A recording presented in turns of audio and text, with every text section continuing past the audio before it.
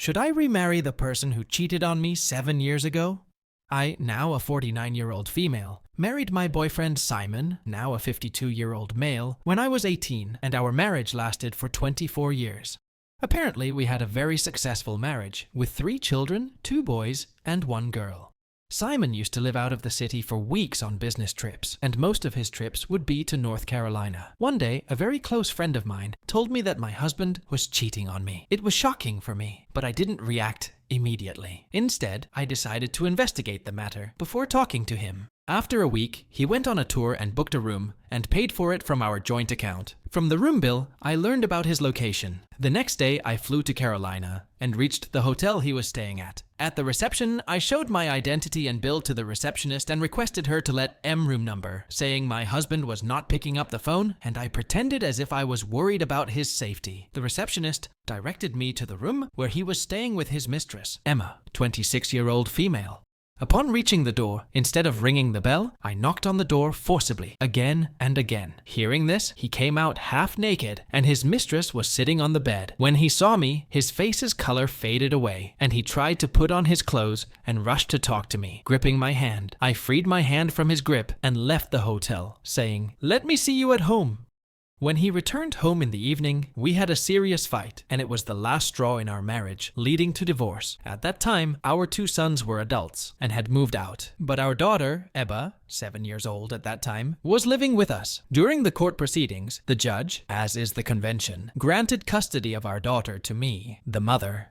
After the divorce, life was very hard. I started working at a superstore. It was difficult living as a single mother and making ends meet. Then, I met a man who later became my second husband. His name was Oliver, and he was 43 years old. After dating for 6 months, he proposed, and I accepted, and we got married soon.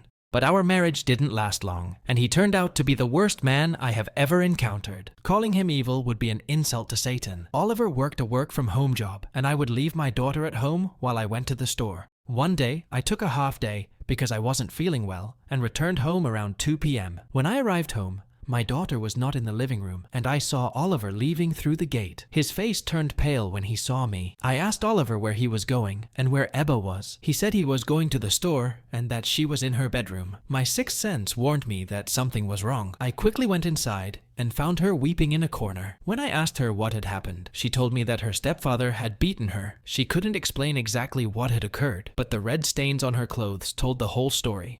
It was the worst day of my life. My little angel had to suffer due to my bad judgment in life. I immediately called the police and took my daughter to the hospital. The police arrested Oliver shortly after. Due to the victim's age and other factors, the court sentenced Oliver to life imprisonment. He is now in jail.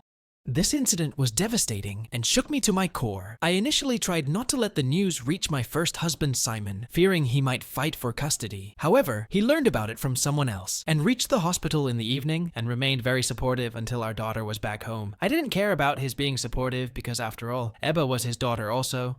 I didn't see any man for 2 years after that. It was particularly because I had lost trust in men. But after 2 years of that incident, I met another man, Ashish, a 35-year-old male from India. We dated for around 4 months, and initially, I thought he was a genuine sweet man. But he proved me wrong. Before I could fall into his trap, his secret came out. He was trying to use me for a green card, and he was already married back in India. Our relationship ended before it even began.